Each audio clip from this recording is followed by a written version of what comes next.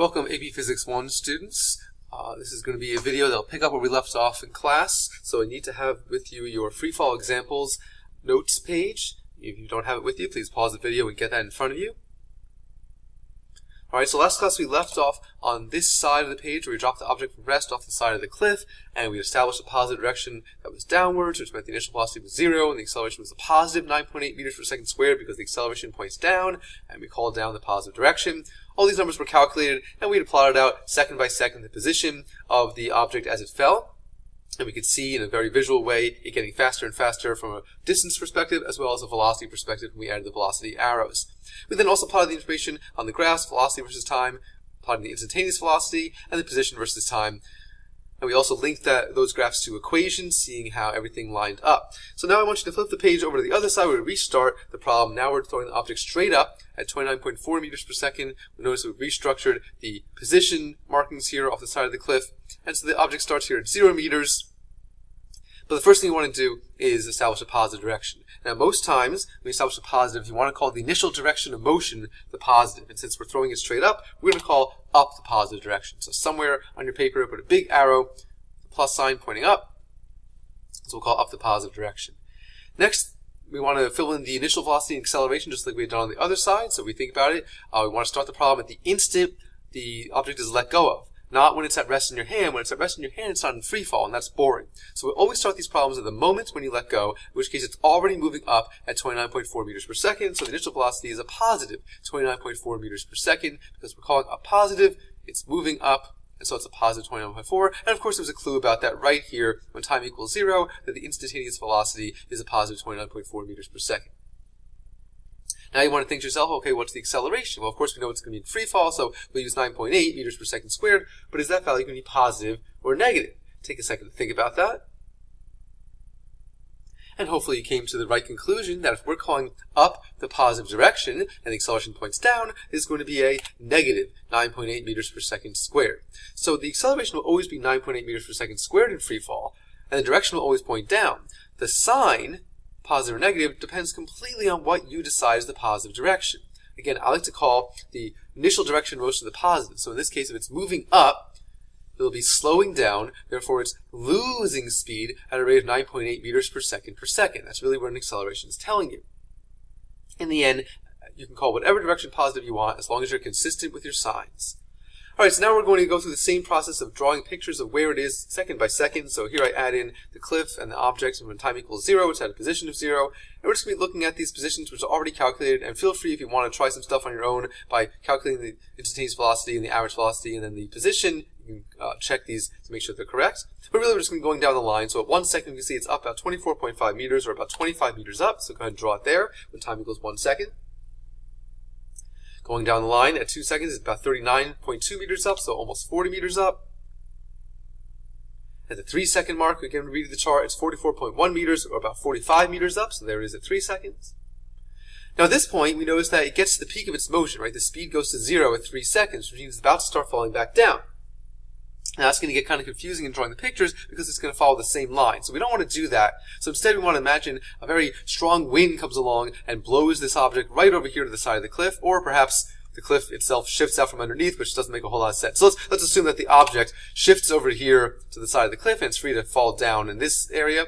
So then we just read the chart here. So at 4 seconds it's at 39.2 meters. At 5 seconds it's at 24.5 meters. And 6 seconds, it's at 0 meters, which means if you put your hand out and you can reach out that far, it's back in your hand. Now at this point, you should notice certain patterns emerging. You can see it when we draw these pictures side by side. You look at the chart here, and at this point, I would like you to pause the video and look for patterns in the data, patterns in the calculations.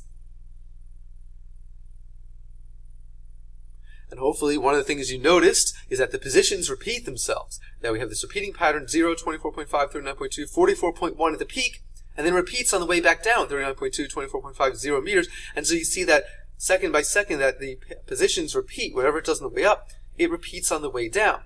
This happens also with the speeds, 29.4, 19.6, 9.8, 0, and then repeats, 9.8, 19.6, 29.4. All that happened different is that the sign changed because here it was going up, positive velocities, here it's coming back down, negative velocities. So everything repeats.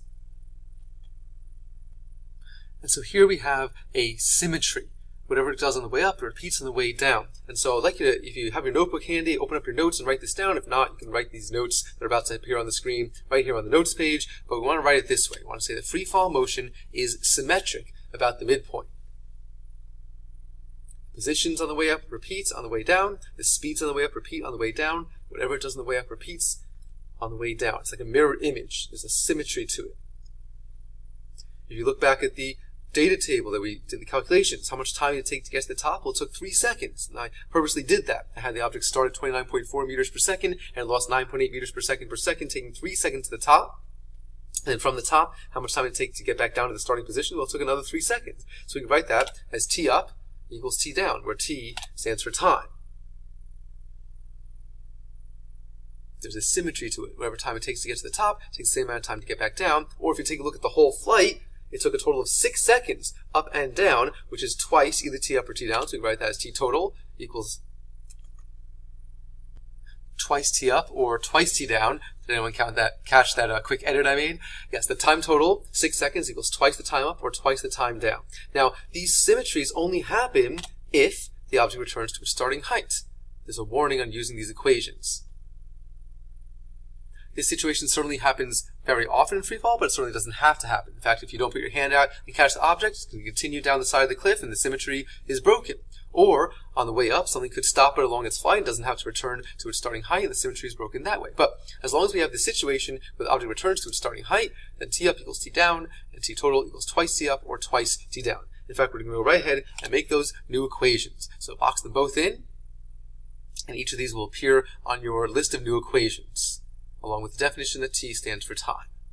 You can do that some other time, or pause the video now and do it now. Up to you. Let's go back to our data table and pictures here. And just like you've done on the front side, you're now going to plot the data on the graph. So go ahead and pause the video. You're going to plot the velocity versus time graph and the position versus time graph. Just like before, you're going to use the instantaneous velocity column, not the average. The average is just a stepping stone to calculate position, but you're going to be using instantaneous velocity plotted against time and plot the position versus time. Pause the video and go ahead and do those.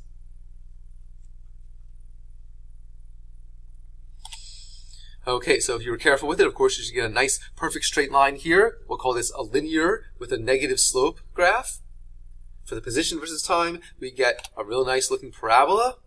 This is a parabola opening downwards. And just like before, these graphs link to equations. On the velocity versus time graph, we're really plotting the function Vf equals V naught plus At. Notice that now we do have a y-intercept, which plays the role here of V naught because it was thrown up at an initial velocity of 29.4 meters per second. We're not starting the problem when it's at rest in your hand. We're starting the problem at the moment it's let go of. So it's already moving at 29.4, and that's shown here with the y-intercept. We're getting a negative slope because we want to remind ourselves that on a velocity versus time graph, the slope is acceleration, and the acceleration is a negative 9.8 meters per second squared because we called up the positive. So of course we're getting a negative slope. Further things to note are when this velocity versus time graph crosses the time axis. You notice it happens right here at time equals 3 seconds, which lines right up here with velocity equals 0, so everything fits. If we correlate that over to the position versus time graph, where does it reach its peak? Well, it reaches the peak at time equals 3 seconds, so everything correlates. We want to make one more connection, and we think to ourselves, what is position versus time? On position versus time graph, what does the slope represent? And of course, you remember, slope is velocity. So then you say, well, as time increases here, as it's going up, what is happening to the slope? The position versus time graph is increasing, but the slope is getting less and less steep.